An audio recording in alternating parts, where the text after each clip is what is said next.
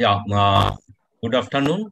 Welcome to AIOS Calcutta 2021, and it is a update session. Our topic is technology and techniques to conquer Bunos and cataract. We have eminent speakers with me. The problems in hard cataract is it needs high energy. There is a lot of corneal complication, and as you're going to chop this nucleus, harder nucleus, there may be a chance of capsulogenular complication. So today in this update session, we'll discuss regarding the strategies, how to strategies, you take the strategies for the deal, this type of cataract, what are the techniques available, which one the best one, and we can also discuss little bit of the advanced technology for to build this hard cataract, and what are the difficulties we can come across, you can face, and identify the early signs of complication and management of complication of safe escape. We have a eminent speaker in this session, my dear friend, Dr. Rohan Manto. He's a senior consultant of Disha Eye Hospital in Department of Cataract, Cornea and Refractive. He's a well-known face and in India, and received many awards in regional to international. He is the first, probably first one who received the Golden Apple in 2009, and he got the best of show in 2000 AO in 2017. His topic is backup strategy for Bunos and cataract. And our next speaker, Dr. Love Pechgue, is the most dynamic practitioner in our city, and he is a very enterprising personality. He's a director of Netralayam and BVI Foundation VIP. He received many awards, including Grand Prize in APCRS and Best Video Award in OSWB and CAL. His topic is basics of vertical chopping. And we have with us with Dr. Roger Pal, no need to introduction. He is the director of BVI Foundation. And over the year, he become mentor and guide, like many ophthalmologists who is practicing practicing in this part of India. In one word, he has become a Dronacharya of emancipation in this part of India. We have with us Dr. Siddhartha Ghosh. He is one of the leading practitioner in Calcutta, in senior consultant of GD Hospital and Diabetic Institute and Apollo Clinicals Medical Center. His topic is management of complication and safe escape. And me as a chief instructor, Dr. Arup Bhumik, I am a senior consultant of Disha Eye Hospital. And my topic is technique and technology for Bunos and cataract. Over to Dr. Mahant, please. Thank you, Dr. Bhumik, for such a nice introduction, and good afternoon to all and all. So today, my topic will be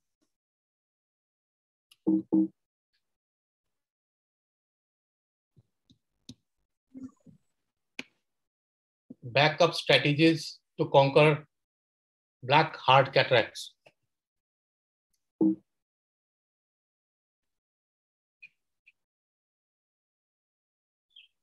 Just a second.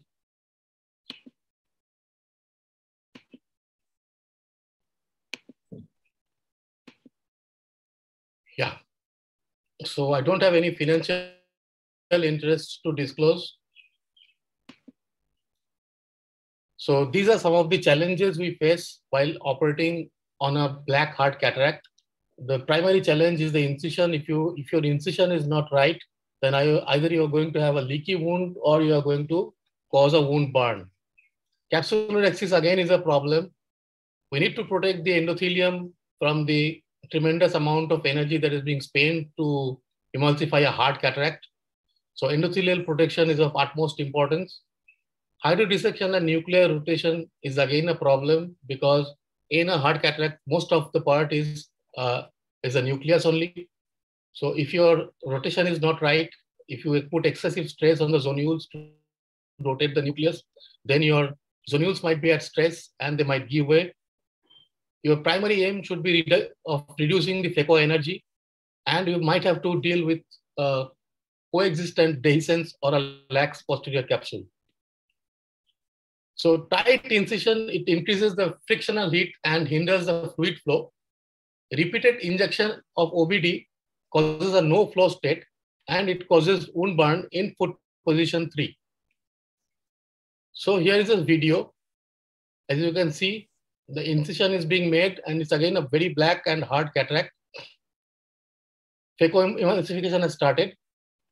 If you note down the CD, it is around started from 0. So by the time we go up to the end of the last fragment, it's almost 70. A huge amount of energy was spent. And over here, you see a chalky white opacity, and that is the wound burn. So in such an instance, you never hesitate to put a suture over there. Otherwise, it might cause a leaky wound and subsequent complications associated like endophthalmitis and all. Always ensure fluid flow before you move on to foot position 3, that is, you apply your power. Your flow should be there around the tip. To expose the tip further and bury the nucleus deeper. A sharp vertical chopper with a 1.5 to 2 mm bend will penetrate deep into the nucleus. Once inside the anterior chamber, ensure proper fluid flow around the tip of the phaco probe before applying power. Here, if you can see, the tip currently is occluded. It is occluded by the viscoelastic material that you have injected into the anterior chamber. So, and the aspiration over here is 0, that is, no flow is happening at the present moment. So as the occlusion breaks down, the vacuum becomes 0 and the aspiration starts, then only you move on to the foot position 3. So that is the basic message which I am trying to convey. Remain in foot position 2, that is irrigation aspiration, for some time till the occlusion sound stops. Then move on to position 3 after proper fluid circulation has started, or else heat will be transmitted to the endothelium, causing injury.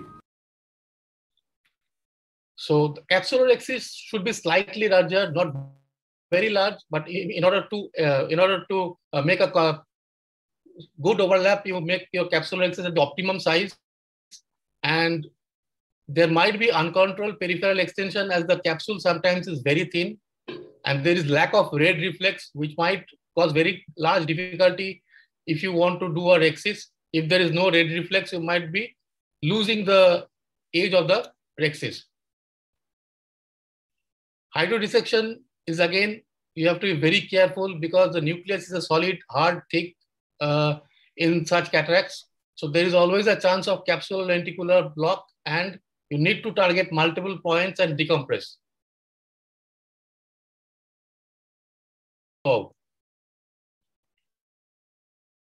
So again, this is another video. Express some OVD from the anterior chamber while injecting fluid. Sometimes capsulolenticular block occurs, so target multiple points to inject the fluid. Decompress simultaneously so as to avoid posterior capsular blowout.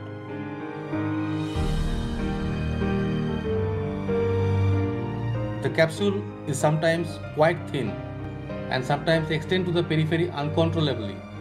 Once extended to the periphery, it may not be brought back, and hence phacoemulsification may be extremely dangerous because of the chances of nucleus drop. The size of the rhexis should be adequately large, in other words, not too small, so that in case of converting it to a manual SICS or ECC, one can easily express the nucleus out of the bag. Nucleus rotation in some cases is easy, but many a times the corticocapsular adhesions resist nuclear rotation. Forcible rotation leads to zonular dehiscence. You should be very careful while doing hydrodissection, as the fluid wave is not clearly visible due to the density of the nucleus. Vertical chopping is the preferred technique. So the nuclear rotation is very crucial before phaco. And as you can see, as you have already seen, that high corticocapsular adhesions resist rotation, and forcible rotation is a complete no. it will lead to zonular dehiscence and further complications. The reported average endothelial cell loss after phaco varies between 4 and 25%. So in order to prevent that, we have two kinds of viscoelastics in our platter. One is a dispersive viscoelastic, the other one is a cohesive viscoelastic. So in case if you target a hard cataract, then it's better to use a cohesive and a dispersive together. So it's called a soft shell technique. A lower viscosity dispersive OVD and a higher viscosity cohesive OVD into an inner and outer shell respectively. So over here, if you can see, the dispersive coats the endothelium and the orange one is the cohesive, which sits just below the dispersive and in front of the lens capsule. So this is a small video on that.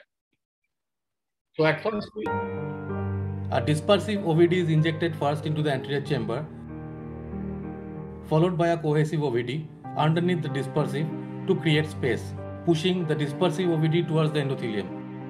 This is called soft shell technique, described by Steve Archinoff. To better impel the nucleus, you must retract the irrigation sleeve maximally as much as possible and bury the tip. A very sharp vertical chopper will best incise into denser nuclear face without displacing it. So as you can see over here, the nucleus.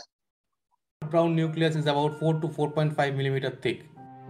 Initial sculpting weakens the core of the nucleus. This has to be done with continuous power and low vacuum mode. A 30-degree Kelman tip is preferable. A sharp vertical chopper with a 1.5 to 2 mm bend will penetrate deep into the nucleus and crack the posterior plate, which is not possible with a short, sharp chopper.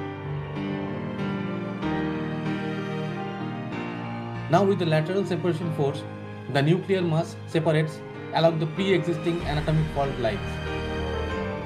These cataracts require more phaco energy and more phaco time. Our aim will be to reduce both of them.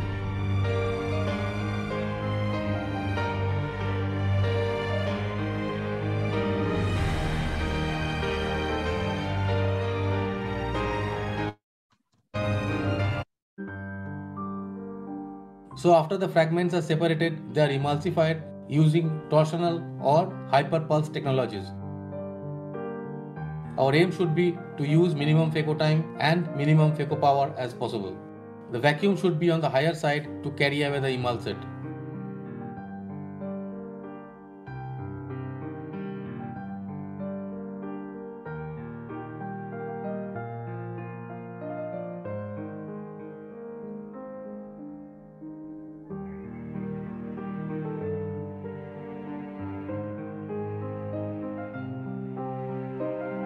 Protect the endothelium adequately and then again proceed. But again, don't forget to ensure the fluid flow.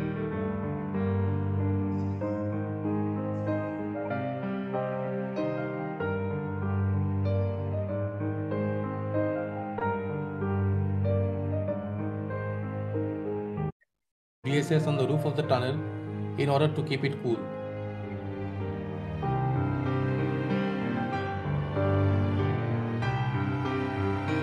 Brown nucleus. So here again, if chopping and lateral separation is not achieved at one single go, multi-level chopping is employed. That is, the nucleus is impaled at a deeper plane before further employing lateral separation force.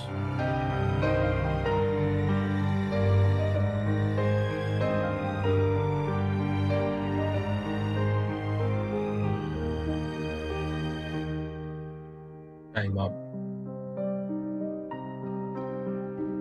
so If our chopping- aim will be to reduce the phaco time. Hello, is my time up? Yeah. Yes, sir, the time is up. Okay, do I continue or? So you can sum up within 1 minute. Sum up. Yeah. So our aim should be reducing there's a noise coming continuously. Eh, So our aim will be to reduce energy as much as possible and improve the followability with the help of hyperpulse technology. As we all know that torsional technology uses minimum amount of energy to emulsify the nucleus. Sometimes we might get a lax posterior capsule, as you can see over here, and that you must be very careful while emulsifying the last fragment because the PC come into your tip and produce a PC rent. hooks, rings, etc. should be in your hand. If required, you have to put a capsular hook and pupil and do the phaco. At any given point of time, if you feel that it's not possible with the phacoemulsification, please do not hesitate to convert it to a small incision cataract surgery.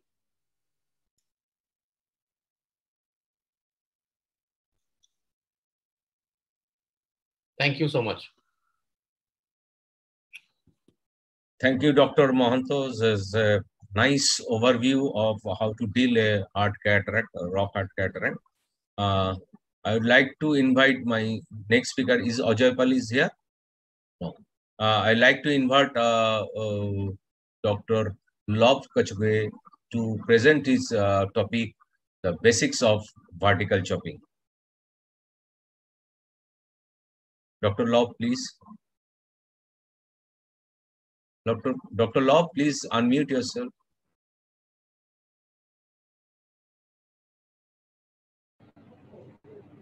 Timer is not visible in the gallery mode. I have no choice to select the view. Can you see my slides? Yeah, yes. For this topic, the timer would be 15 minutes, right? 10 minutes. 10 minutes. Okay. So I'll just, before I go to my videos, I'll just give a brief description of what is chopping, which it is a manual separation of the fragments of the nucleus, and that reduces our phaco time. And advantages are reduction in phaco energy, reduction on stress of the zonules, as has already been described, and ability to perform supracapsular phacoemulsification. If it is in a small pieces, chances of the PC rent will be less. And basic difference between horizontal and vertical chop is that in horizontal chop, we are doing in a more or less a blind procedure. We go till the equator. In vertical chop, it is visible. So let us, since time is less, I'll go directly to my videos. And since the topic is vertical chop, I have shown various grades of nucleus, and to start with just a normal NS2 grade. And what you can see in vertical chop is visible just near the phaco tip. You disengage and break the nucleus into small pieces. It can be done in two ways. Here, what you are seeing is that the nucleus is being chopped, and then the segment removal is being done simultaneously. Alternately, what we can do is that we can divide it into multiple small pieces and then finally do segment removal. Both are fine, but it all depends on the choice of the surgeon. And you have to be very careful always while doing the segment removal, be in the center. And as you can see, the phaco energy used will be very less if you do it properly. And in this case, it is just CD of 2. Now coming to a slightly harder nucleus, which will be around NS3. And again, compared to a softer, this will be easier to chop because you get a better grip of the nucleus. And always during chopping, we should be careful that we don't break the occlusion. So the chopper or dialer, in my case, I mostly use the Sinskey hook, and it should be just lateral to the edge of the phaco tip, so that while breaking it into small pieces, the occlusion doesn't break. And what you see here is again, same procedure I'm doing is that doing the segment removal simultaneously along with the chopping. And as in slightly harder, you get a CD of 10.5. Now comes the real issues, what we are discussing in this session, which is a total cataract. And what here you see, we are measuring the rhexis size using Varian, and the size is 5.5. The actual rhexis is maybe less than 4 millimeter. So it is always better to make a relaxing cut, because unnecessarily in a hard nucleus will cause stress on zonules and end up with complications. So we should not worry about 5.5. Even slightly larger than that is acceptable, but the comfort of chopping has to be there with an adequate size rexes. And in this, the viscoelastic can be a dispersive viscoelastic if we are using forceps. And as you can see here, we are making a big crater in between because of the hardness of the cataract, and then start chopping. And most important in this is breaking the posterior plate of the hard nucleus. So here you see that my technique has changed. Now I'm chopping mainly and not doing the segment removal simultaneously. And that is more practical in case of harder nuclear. And if you could notice, the video is absolutely unedited, just the speed has increased, and with very small pieces are being chopped. And once you are comfortable, bring it in the center and do the segment removal. And always we have to break the its connection with the posterior plate. That is the key in this case. And as you can see, half of the nucleus has been moved out of the bag because posterior plate is still intact. And to reduce phaco energy, we have to cut the posterior plate and then remove that segment. Again, this was possible because of the larger size rexes. In a small size rexes, this will not be possible when we are dealing with hard brunescent cataracts. And with every piece, as you can notice, the first point is the posterior plate. And now the real brunescent cataract, again, you see adequate size rexes and then making a large, big crater in the center and make it as deep as possible. So this is the key, because this is mainly debulking the nucleus, and then you start the vertical chop once you have debulked it properly, and then start the vertical chop in these nucleus. Try to reach as close to the posterior plate as possible.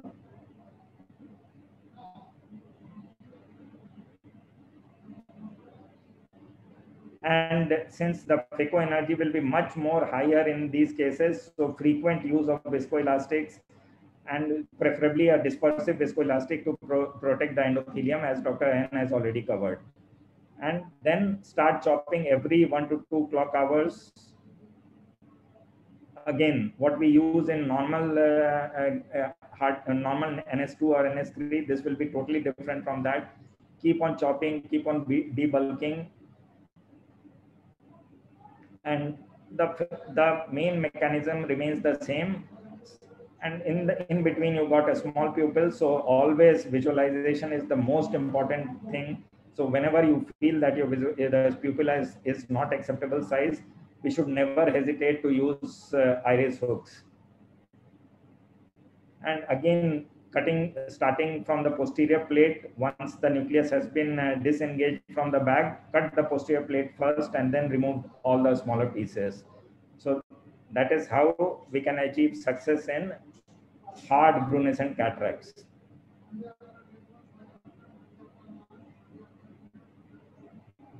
And it's done. So, and again, the last variety, what I would present in my video is the small hypermature cataract with a small, it is a hard cataract only, but floating, because the peripheral cortical fibers have got absorbed and the nucleus is mainly mobile.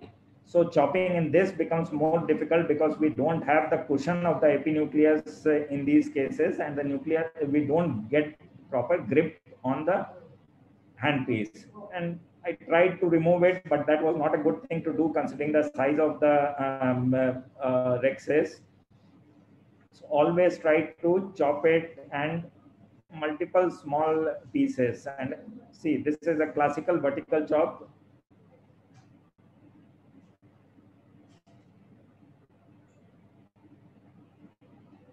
And once we have achieved the chopping every 1 or 2 clock hours, but again the problem is same, that the posterior plate is intact. So yes, just at the posterior connection of the posterior plate, you start chopping, start segment removal, and every small piece will come one by one.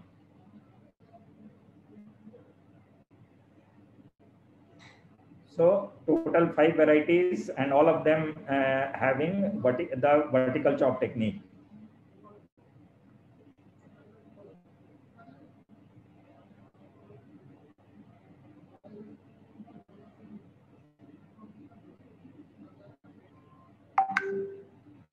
Thank you so much. Thank you so much, sir, for finishing your talk before time. Over to the moderators.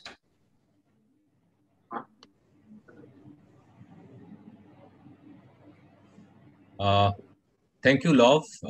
Excellent overview of basics of vertical chopping, how to deal the softer grade 3 nucleus to hypermature to hard luminescent cataract. I think the next speech of is Dr. Ajay Paul. Is she joined already? Yes, sir. Yeah. Dr. Ajay Paul has joined. Just joined. Yeah. Welcome, Dr. Ajay Paul. You can proceed with your topic directly. Okay.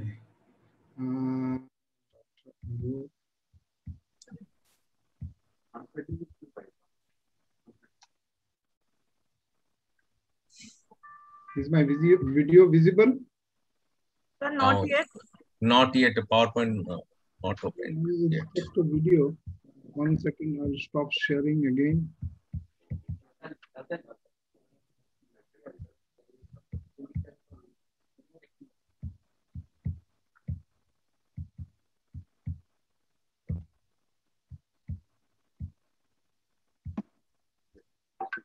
I'm having problem. I think you are sharing. Perfect, sir. Perfect. Is my screen the seen there? Yes, Yeah. you can see the screen. Yes. But I'm open the video. Is the video seen? No. No. First you have to open the video and presentation and then share the screen. You first open the video first. Yes, I've opened the video. The video. Stop sharing first. First open the video, then you Minimize share the screen and then share the screen and then maximize. Something is going wrong in my earlier stage. Can you see the video in your laptop? Yeah, I can see the video in my laptop. So just share that screen. See, there is, I see Arup. Now you can see? No, cannot see the. Now play the video. Yeah, I am playing the video. Sir, you first open your video and select. You just go to share screen and select on the video. Okay. Click on video and then share a screen. My video is open in my window. No, there are 5 options. Which one you are going to share? So out of that, you select the video one. Yeah, I have selected the video. From the white screen. Yeah, white screen. So I'm sharing again. Yeah. Sir, you see the white screen? Yeah. Huh? Yeah, we are seeing the white screen. Just 2 files. Hard cataract hypo. I suggest just play the video. See, the video is playing in my. So you are not sharing that screen. Yeah. Yes, came a glance.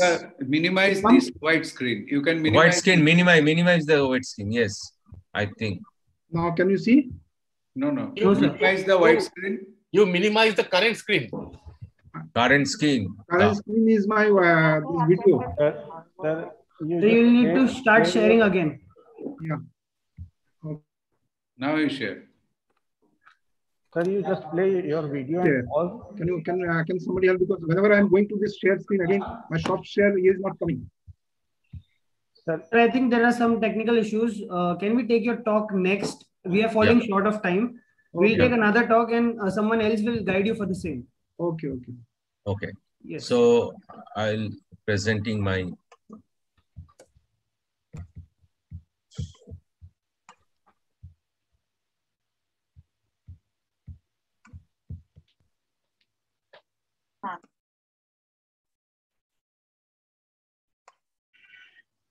Can you see my screen?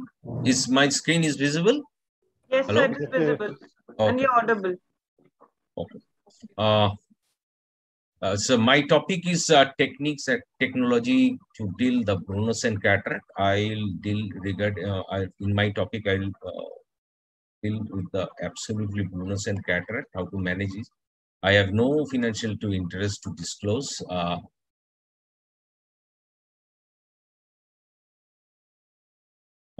The difficulties is already described. This is a hard, large, and thick cataract, and you may need a lot of energy to build this cataract. You should take care of your corneal endothelium. And the problem is, co-host has asked you to start your video. Is coming in my screen. I don't know what is it.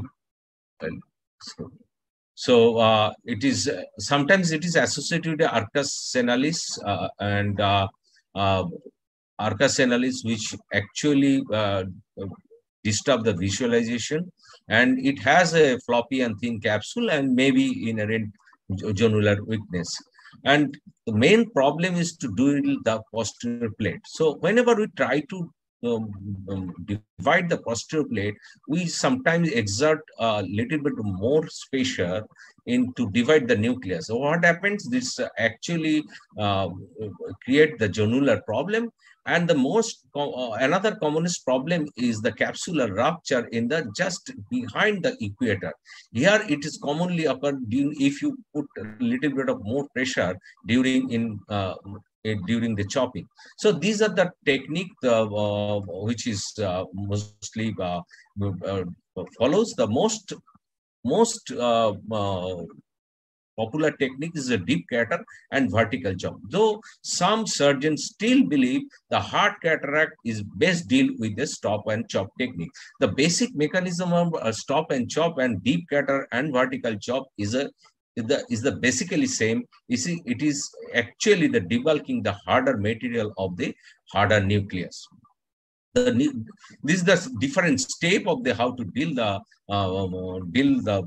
hard cataract. The most difficult part is the divide the posterior plate. So I will describe the technique where you can proceed without dividing the posterior plate, how to go without dividing in the posterior plate in first attempt. So my preference is the vertical chopping, and it is important to set your machine, know your machine, and setting which is required in for the particular cataract in this particular machine. So this is depend on how you set your machine, depends on your phaco tip, what gauge of phaco tip you are using. If you are using the thinner tip or smaller tip, there is your vacuum holding capacity of the tip will be less. So you have to depend on more in the sculpting rather than a holding. So as already discussed, it is required is a large rhexis and the large debulker. Let us see how problem happens in that hard cataract. It is a quite hard cataract and Brunnesen and a little bit of hypermaturity with this cataract. I am getting the nucleus in the first attempt is a good division. You see that my debulking is quite enough, but whenever I try to chop, you can see my right hand phaco tip is going the opposite direction without my notice, because I try to crack the actually posterior capsule here, posterior plate here, and in one go. So I am applying little bit of more force to divide the posterior plate. This is actually unnecessary sometimes. You can see this, my right probe when I'm holding, my right probe when I'm holding is going absolutely right end, and what eventually happened, there is eventually the opposite direction, there is a zonular dialysis. So whenever you do a hard cataract with a little bit of zonular compromise situation, you have to be very careful where you are holding, how much pressure you is giving, how much your phaco tip is moving. This is another case. This is a good debulking. After good debulking, and I am doing the chopping, and I think I am in the right plane. I got the first crack as usual, and I'm just fast forwarding this little bit and getting the second chop.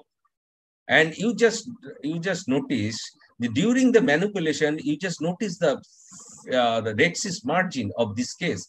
Here in the left side, you just notice the rhexis margin. Whenever I am try to chop and rotate the nucleus, here the rhexis margin is coming toward the center. That means there is some kind of, you can notice the rhexis margin here is come toward the center. So some kind of zonular problem is there. In that moment, if you feel there is some amount of zonular problem, put capsular hook immediately to stabilize the capsular hook. But I just ignored this problem and tried to remove the large chunk of nucleus out of the bag, and eventually the zonular dialysis happened. And so I eventually, at the end, I put the capsular hook and I complete my surgery. But yes, this may create a larger problem. So capsular stress is, this particular case is excessive separation force by the chopper and the counter force by the phaco tip. And there is whenever give a more pressure in the left hand, must be some kind of torque of the nucleus. This torque of nucleus, the bulky nucleus, creates some amount of pressure in the zonular area and create the zonular dialysis. So this is the one problem. So it is not wise always to crack the plate in the first attempt. I tried to crack the post plate and exert more and more pressure in the nucleus. So what will be the ideal position for holding? It should be within the area. This is the not ideal area for deal the heart cataract, but some surgeons prefer to do here. Those do at the horizontal chopping. But most of the vertical surgeon who deal with the vertical chopping in this type of harder cataract, it is better to hold the nucleus inside the capsular rhexis area, but it is well far from the at least 2 millimeter far from the central area, because the central should have the quite enough debulking area. This is how we go for the debulking. You go a deep and larger cataract, or in a very small but very deep cataract. But both the techniques is very good, but your technique of chopping will be a little bit of difference of both the technique, and you will get a different kind of pieces at the end of the chopping. So you have to be careful whether you are planning to a deep cataract with a smaller size or a deep cataract with a larger size. I am showing it is a letter. The multi-level chopping, as described by Dr. Mohanto, it's a very good technique. How you go with this? You debulk the central part, hold the upper part of the nucleus, get a crack, and then initiate the crack as far as possible. Then holding the lower part of the cataract and finish the crack up to the posterior plate, cracking the posterior plate. This is a video of how to go about the chopping. You getting sorry.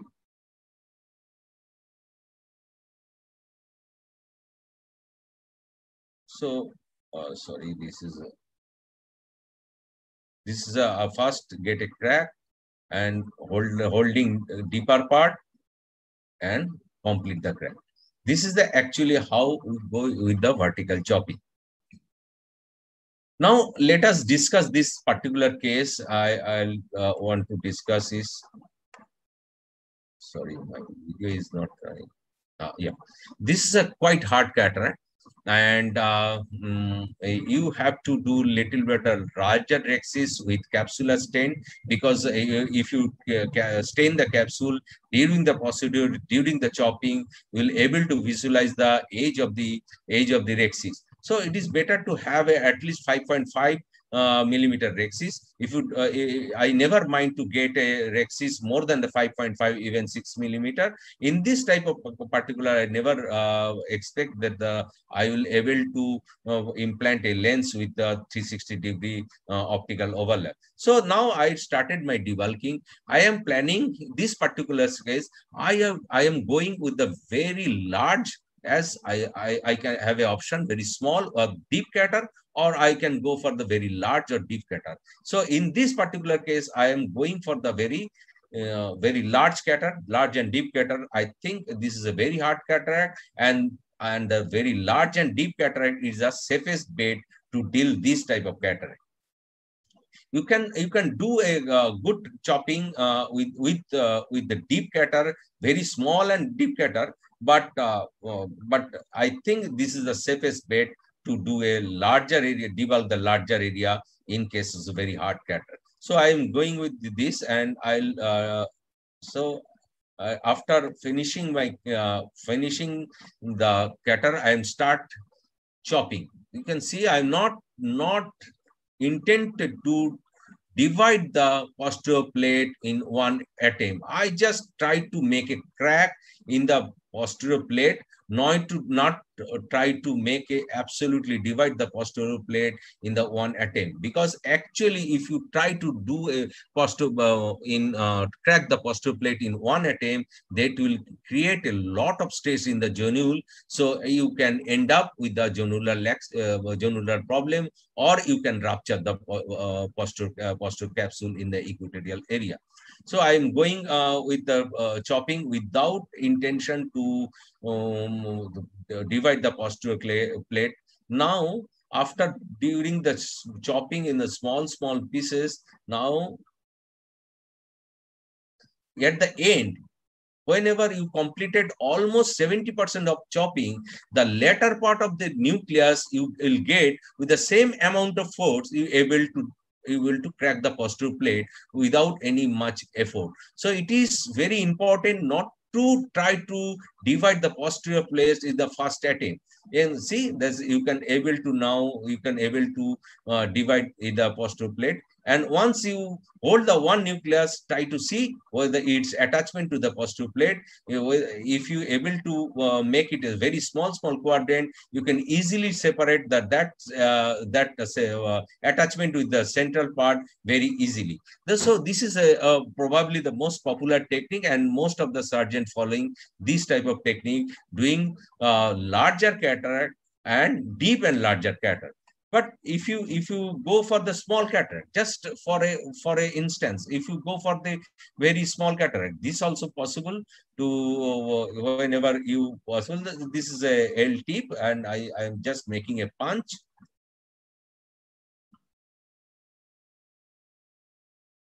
Say this is actually very small area of cataract, but very deep.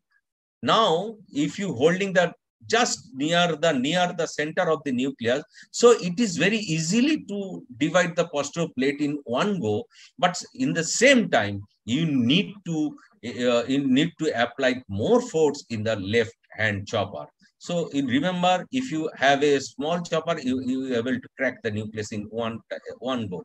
You can see there's the same type of cataract, same type of hardness. Yeah, but this type of chopping technique, you need very your skill level, chopping skill should be very high, because it is margin of safety.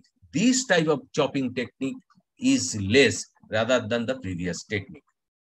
You can see this is a one go. I can able to divide the nucleus in because I am holding near to the center and applying force, and it is very easy to divide the posterior capsule. And when you are not able to divide the posterior capsule in one go, what you'll do, you just already, Dr. Lob already shows, you just sub-chop the smaller piece and apply your your chopper horizontally to cut the pieces like this. it can happen. Even you try a large catheter, everything, but this can happen. And at the end, you are able to finish the case with the keeping the posterior plate intact. You are able to remove most of the nucleus, harder nucleus. Regarding technology, I think femto laser assisted cataracts is the technique for the hard cataract, because it reduces your energy almost 70%. But its availability restricted to many of the surgeon. So it should talk about the machine and good fluidics and efficient power delivery system. So very important to know your phaco machine. I will conclude within 2 slides, 1 minute. So it is very important to know your machine. And yeah, would you please stop the sound? Yeah, I will finish this. Ozil technology is a very intelligent technology. You can, it is very intelligent technology to deal this type of hard cataract. Though the conventional phaco with the burst mode, it's a very not inferior to this, too much inferior to this, but this is a more advanced, and you can deal without so much problem with this new technique. And this is another technique is LSX. Sorry, I am finish my time. I'm not going to the technology. So at the end, I must say this is a proper strategy, and proper strategy is very important to deal the hard cataract. So central debulking and vertical chopping, the key to success. You have to have a long tip sharp chopper, and you can apply multi-level chopping and sharp chopping. This is very important. Machine with better fluidics is very important for this to deal the cataract. And phaco tip, and how do you proceed for your phaco chopping? It is depend on phaco tip. If you are using balance tip, which is available in Centurion machine, it has a very less capacity to hold. So you have to more depend on the sculpting. Whenever you use a easy tip in the in Ottilie machine, it has an excellent holding capacity. So you can less sculpting with more chopping. You can. So you have to modify your way. With all due respect, sir, I would request you. Thank you. Okay. Thank you so much. Thank you so much. Sir, may I please request our moderators to call upon our next speaker? I think Dr. Ajaypal is here. You have to unmute. Ajay sir, unmute yourself. Yeah, I can see my presentation. Can you see my presentation now? Yeah. Yes. Yes, it's visible. So I'll just make it full screen.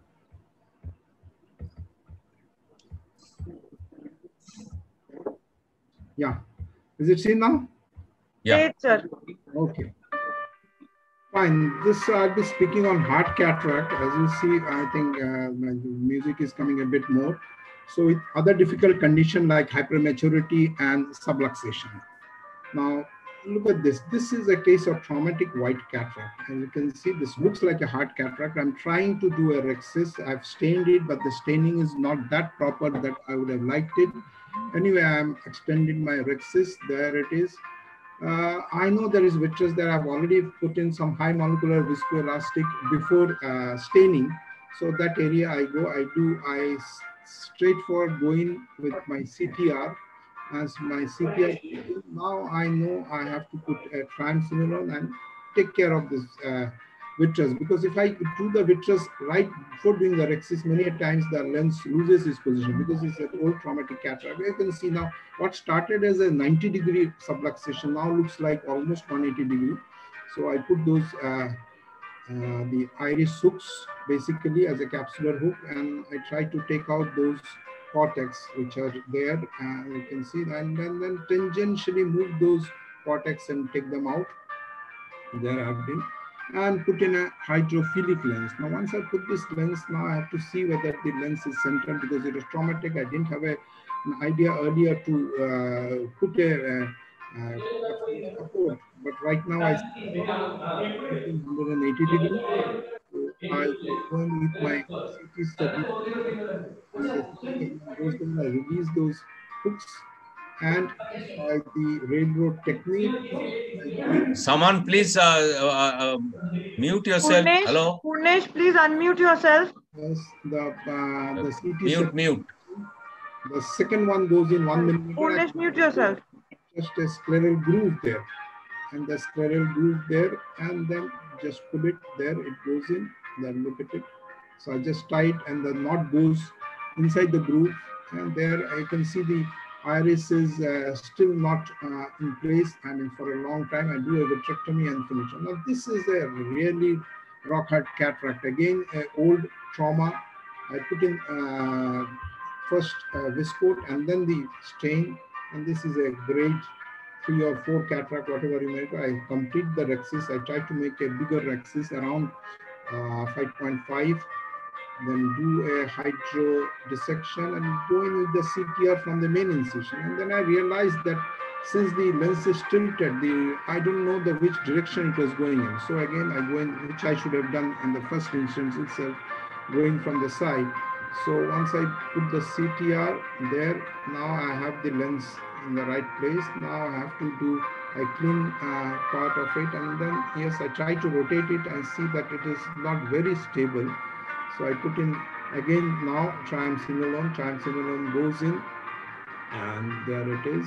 Yes, I continue the vitrectomy from the main incision. Actually, I should be going from the side port, but then these are formed vitreous strands are there. This is not the newly formed vitreous here. I mean, this is a traumatic, almost a bit of fibrotic changes have taken place.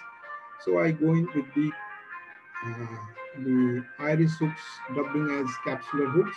And once I have studied the lens well, I decide to go in with my phacoemulsification. There, then I get a bit of rotation. But once I go, I do a central crater, followed by, yes, as I'm trying to take that out, well, you can see I have moved it quite a lot. It's moving. I mean, the zonules don't look very steady. At that time, I start feeling the zonules have become weaker, and then there, as I go forward, and fortunately for me, those nuclear pieces were attached to each other, so there's no chance of that going down. Once I've gone halfway, I realize, yes, my zonules have given away this side. My bag is still intact, and the zonules have given away this side. I put in more viscoelastic and continue with my emulsification there. And there I've got it. I can see the zonules have given away there, but still by putting in a lot of visco, because left hand I'm pushing in visco. I mean, this is what Arup has taught us. So once that is there, you can see my zonules have given up and the bag is still intact. So I continue with a bit of vitrectomy. I can see some vitreous strands, and I put an hydrophilic lens in the bag, though the zonules have given away, but then since it looks steady, and if I do a bit of vitrectomy there, I can get that iris down, and there it is. Once I've done with that, leave it like that. I don't do any of scleral, putting it on the, tying it to the sclera, or I don't go in, because I know the zonules, but almost 3/4 of the bag is there with the rhexis intact. So you can see a little bit. So I just give her up, and the patient is still holding on.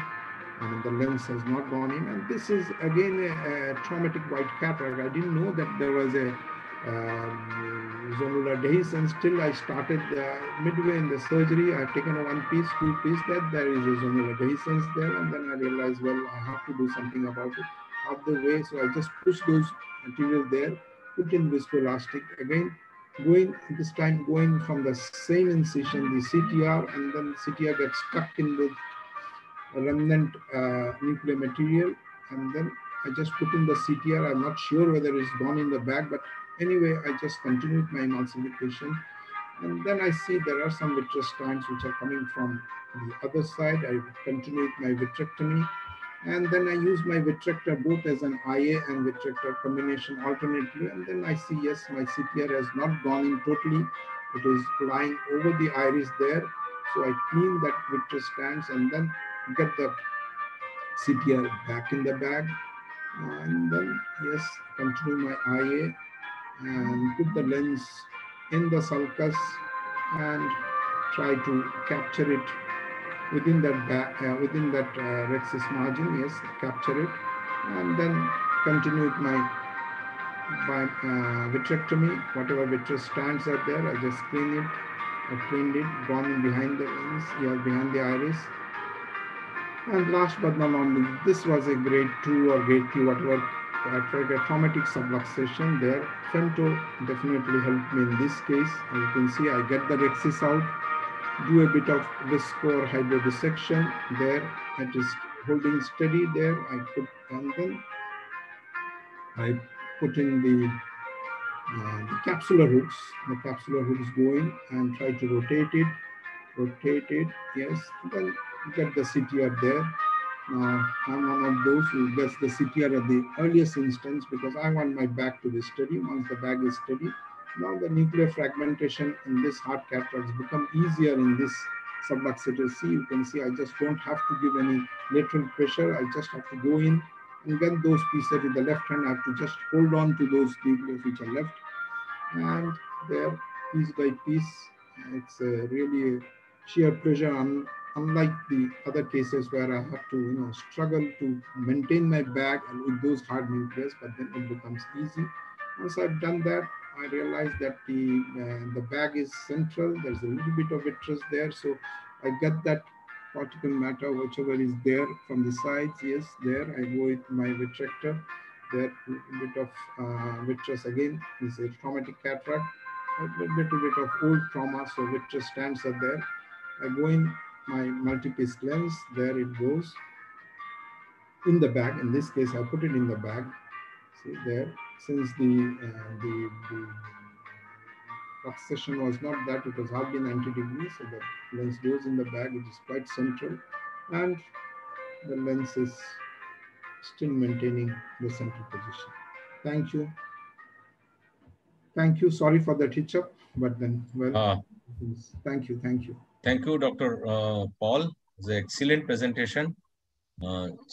So we'll wait for discussion, or you have another essay? Move to the next. Okay.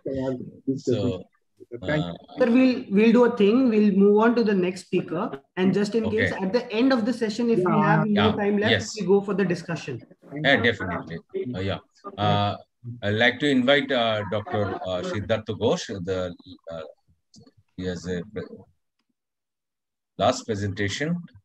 Today's update is the early detection and management of complication. Over to you, Dr. Siddhartha. Thank you, Arup. Am I audible and are the slides visible? Clear.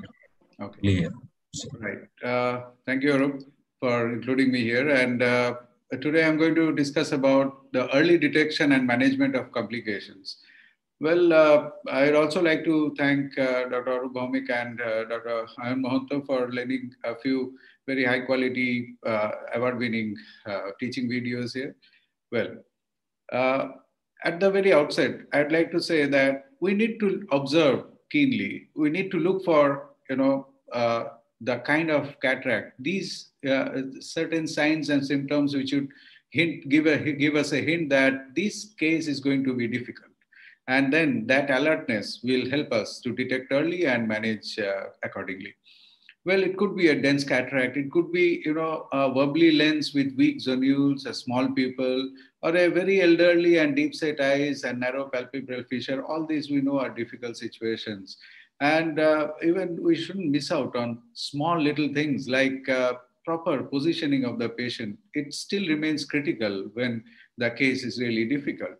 So all these we need to look into. And I approach for phaco in almost all my cases, in all my cataract surgeries, but always remain steady. We need to be steady and alert, but we should mentally be ready to switch to SICS or ECC or whatever method would be good in the management or avoiding the disaster. So we shouldn't, wait to switch. It should be a timely intervention. Let us go with this video where, as you can see, it's a dense hard cataract with the rhexis done. At times we need to enlarge the rhexis, as has been discussed, and stabilizing the view with the iris hooks. And as you can see, repeated chopping is being attempted, but yes, it really gets difficult, and we need to understand this is when it's time to convert. So the lens becomes wobbly. Let us remove the iris hooks and prepare for SICS. So no ego should come in between. It's saving the patient's eye, giving him good vision.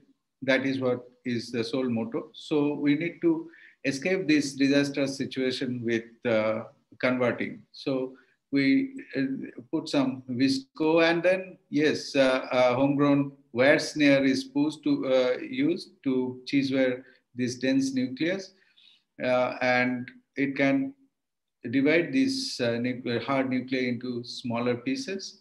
And once we achieve that, those small pieces are achieved, we can always just take out one by one using a forceps. So once these hard pieces, once they are out, you will realize how hard they are. And once these are all taken out, we can always go ahead, clear up the cortex and implant a lens, right? So that is how we can manage these cases without going in for our ego to complete a phaco. We can at least achieve good centration of the lens, a good stable lens inside the bag, and we can go ahead to give the patient a good vision. Now, this is another hard cataract. This is hard, but not as rock hard as the one before. So here again, we start chopping. And as you can see, it is a little leathery kind of a cataract. And you can see those fibers there. And as has been discussed, it needs a multi-level chopping. But yes, when the posterior plate is not broken properly, it may just tumble. And yes, you can see that turbulence. And we need to realize there is something wrong. We shouldn't take out the phaco probe like what we have done just now. Handpiece shouldn't be removed without giving some visco inside. But this case, we were lucky and nothing happened. So these pieces were taken out. There's a big PCR. We can do a little bit of anti-vitrectomy. It's preferably to be done from pars plana, but it's okay if you can manage. But what is noticeable here, even if we place the lens in the sulcus, and the patient will get vision, but we need to make sure that we suture these wounds more so because there is as you can see, quite a big wound burn. These wound burns in phaco are very notorious, as has been discussed earlier also. Like they give a gaping and tends to take a very long time to heal. Well, this is another one, a black cataract, and look at what Dr. Mohanto is doing. He is actually preparing this case, a nice tunnel, just as a backup strategy. Although phaco will be attempted, but since it is such a huge black cataract, as a backup strategy, a tunnel is made, a scleral tunnel is made, a deep groove is being done to prepare for chopping. And as you can see, this we need to go very deep, as Dr. Arup has said. And once this is done, chopping is being tried. You know, not a very clear-cut chopping could be achieved. Multiple attempts of chopping in this dense hard nucleus was done, but it was soon realized that it would be next to impossible. And once we keep doing this, we may end up with a lot of collateral damage. So no egos hurt. It's being converted to an SICS. And as you can see, it's prolapsed, the huge nucleus is prolapsed into the anterior chamber. You know, there is a MyLoop. MyLoop can be used. MyLoop can be used to cheese wire the lens inside the bag, or a homegrown snare, wire snare does the same thing when the nucleus is prolapsed into the anterior chamber. And see how well it can cheese wire and cut into smaller pieces. And then with the irrigating vectis, each of the pieces can be taken out. And that gives us good comfort because there is very little collateral damage. Had we continued with the phaco, there could have been massive complications, long-term issues would have cropped up. So this is how we can place the lens and give a good, comfortable vision to the patient. Now, many times we have a moderate sized pupil and we feel that, okay, we can carry on with this pupil. Once we give the triple blue, I realize that the pupil is becoming smaller slowly. So in all these situations, first we attempt with little, Mydriatics, and if it doesn't work, we need to keep handy hooks and rings. I prefer the rings because it causes less distortion of the pupil. And yes, unless we do this, we will actually not realize, we will not know what lies beneath this small white sheet of, cortical cataract. There could be a dense hard nucleus. So that is how, once the first step is correct, once we make the opening wide to give us a comfortable view, we can go ahead and do the rest of the things. Sorry, this video has stopped. I'll skip to the next one. This is another one, hypermature Morgagnian cataract. And as you can see, the cortex has liquefied and got absorbed. And this, every step is important here because, this kind of capsules which are calcified are very difficult to tackle. Let us see what Arup does. It needs to be done very carefully because, as we know, once we run into one of those calcified spots, the rhexis can quickly run into the periphery, because the whole vector changes, the directions change. And that we need to keep in mind. And as you can see now, it's running into the periphery and it's almost not retrievable. So this is how we need to be extremely careful. A small snip can help us continue the rhexis and complete it so that we have big enough rhexis here. And now tackling this hard, dense nucleus. As you can understand, the bag is not so stable and to continue phacoemulsification within this bag, and it's going to be extremely difficult. It will keep moving, no support. So it's being brought into prolapse into the anterior chamber, and once again with a wire snare we can actually, it is being divided into multiple pieces. First 2 big pieces, one piece would be, it's easy to cut through, and then as you can see, 1 big piece, 1 small piece. And then what he does is he wants to take out that small piece by phacoemulsification, of course. And of course, after giving a lot of viscoelastic. Here, it is important to note that while you do phacoemulsification in these pieces, we need to remember that the other big piece may, if there is slight turbulence, the other big piece may actually cause damage to either the posterior capsule. As you can see now, it's becoming uncontrollable. So here it is being put again back to the anterior chamber and put into a side. And to give a support to the posterior capsule, multi-piece intraocular lens is implanted to act as a IOL scaffold. This scaffold would give support to the, it does not destabilize the posterior capsule, and also it stabilizes the anterior chamber where we can keep doing the phacoemulsification with much ease. Otherwise, this would be unsettling, and this big piece could have, hit the posterior capsule as well. So now with the scaffold in place and further division of the big piece, it can be very easily emulsified. And then once the emulsification is over, we can go ahead and place the lens securely once in the sulcus, and then we need to capture the optics in the rhexis to stabilize the bag and the lens. So to stabilize the lens, it is important here.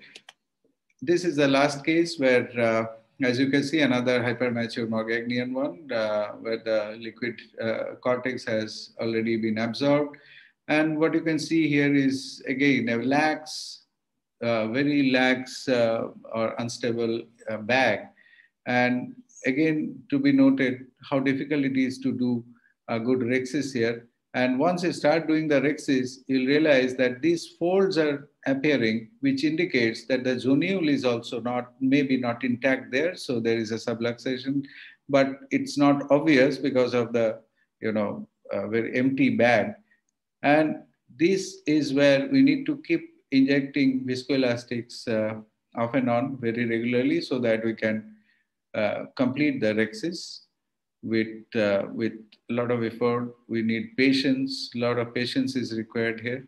And once this is completed, we need to check the integrity of the bag. Now here, before completion, you can see it's difficult here because the zonules are not there at this point of time. So we need to snip it out with the macro scissors, and this completes the rhexis. But for any further management of the nucleus, what we need to do is we need to put a lot of viscoelastic and then stabilize the bag. For stabilization of the bag, we will need to put a capsule tension ring. A CTR will be implanted here. And with the CTR, the bag needs to be stabilized because the size of the rhexis will not allow, it needs to be extended further. It needs to be made bigger because it will not allow prolapse of the nucleus in the anterior chamber if we want to manage it. Now, a small snip is made and the rhexis is being extended. Once you put the CTR, the bag actually becomes quite stable, and that is how it permits good rhexis here. And then what we need to do is take out the nucleus out. So what he does, he gently inspects the bag properly and then takes the nucleus out in the anterior chamber. And once this is done, the bag is properly inspected after inflating with a lot of viscoelastics. And thereby, it's obvious now that the bag is not very stable and we have zonular dehiscence there. So what is again done is IOL scaffold. I'll just move forward a little bit with this step. Once the IOL is implanted, it acts as a scaffold here. And once it is stabilized, we go ahead and now this nucleus has to be dealt. This time, this is something innovative. Lens cutter is being used to cut the nucleus. And it looks very simple and elegant. It's cut in a very nice way. And you can make multiple pieces as well if required. This is one big and one small. And the bigger piece is again cut into two halves.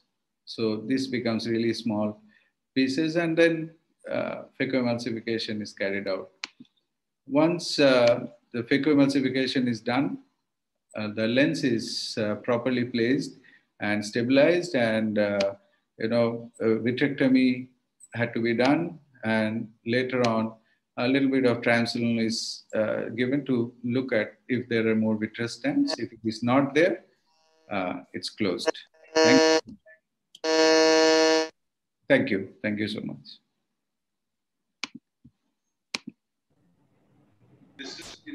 Thank you so much, doctors. Now, we do have 10 minutes for panel discussion. So I would request the moderators and all the speakers of this session to go ahead with a panel discussion till 2:55. So, Siddhartha, thank you for your excellent talk, how to manage all the difficulties, difficult cases in associated with the hard cataract. I just, hello, Dr. Mahanta is here. We have 10 minutes, 12 minutes almost to discuss regarding the...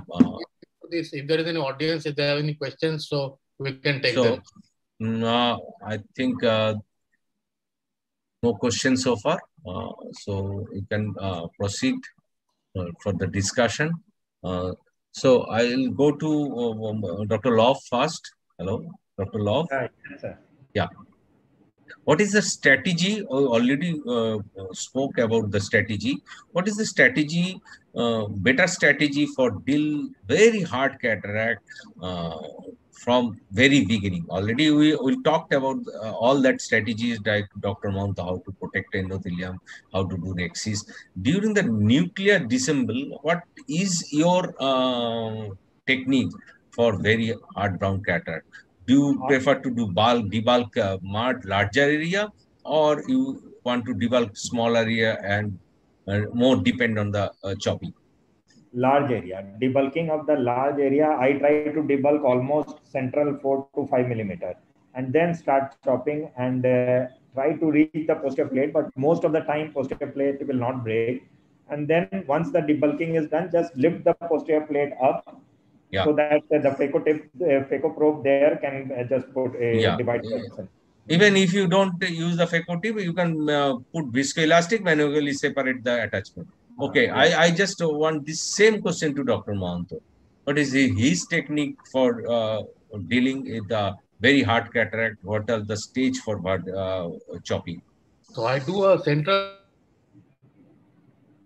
cataract. I don't try to crack the posterior plate at one go because sometimes the zonules are weak and large amount of lateral separation force and widely apart. We have to make the two tips, the chopper tip and the phaco probe has to be wide, very wide in order to crack the posterior plate.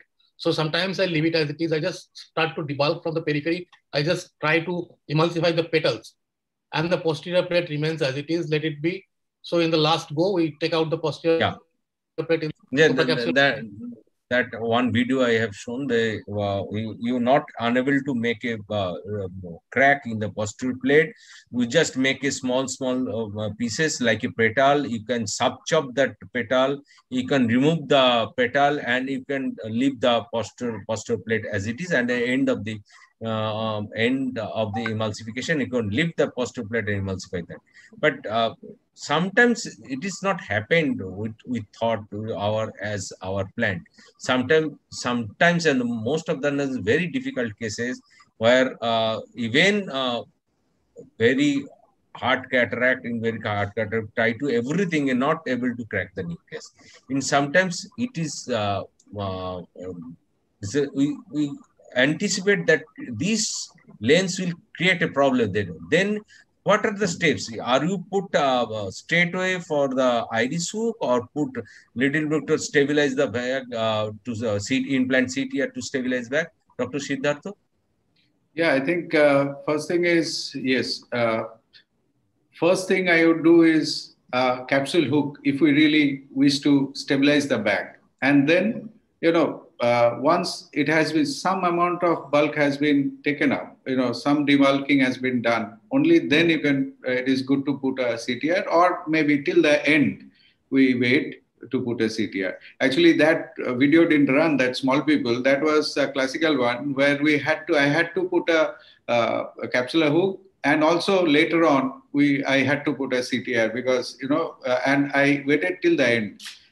Only small thing is, it's very difficult to divide the posterior plate in these cases where there is zonular compromise at one go. So multiple small choppings are really great, but only problem is the posterior plate, which remains at the end. And I used to put some viscoat underneath, put it up, and then take up for emulsification. But what I find now is, using too much of viscoat for this, although it cushions and gives a good protection, but viscoat seems to be very thermogenic. So a lot of viscoat being used causes wound burn. Wound burn, So because it is actually clog the incision.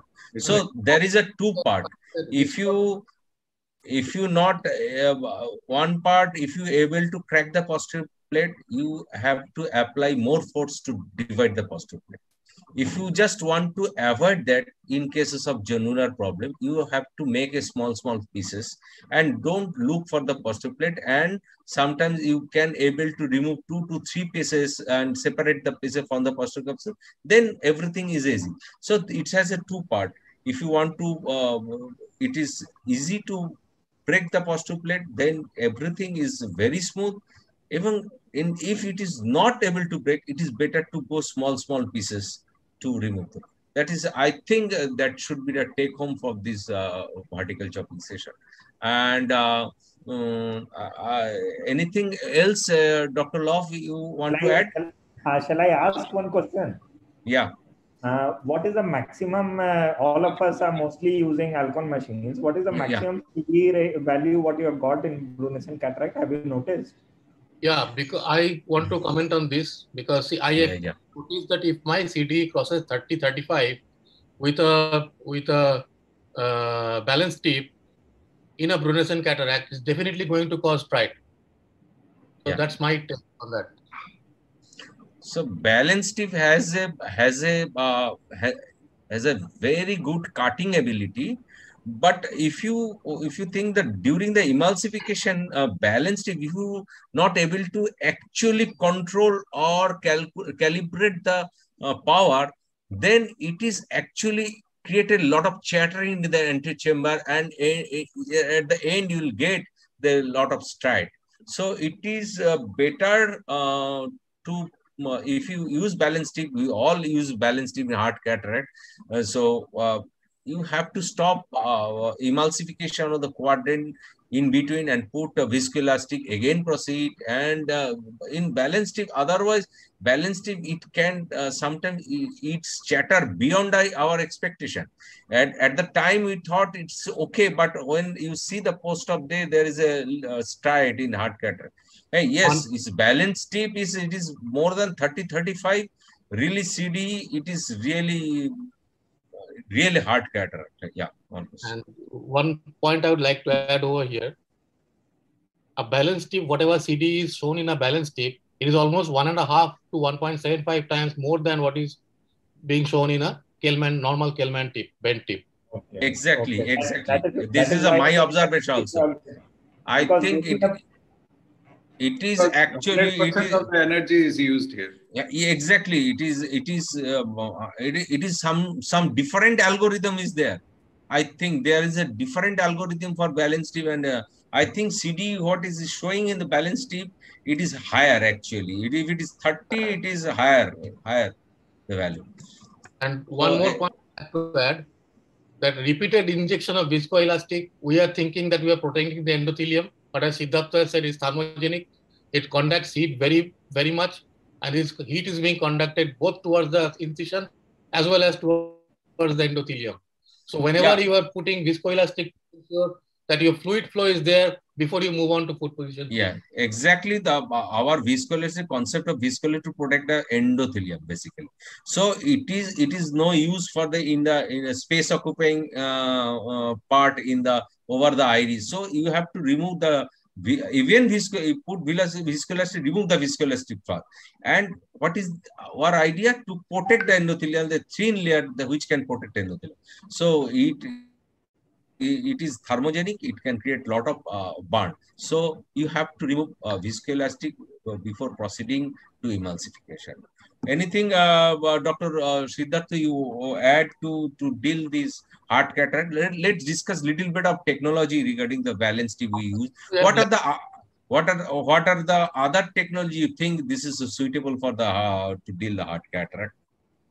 Some surgeon is basically very comfortable to deal this cataract with the Ottilie machine with easy tip because it has a excellent handle capacity. So for them, it is to crack the posterior plate is not a issue. I think if it is hold, clear tip holds it better. So makes cracking easy, chopping easy. That is one thing. So and the other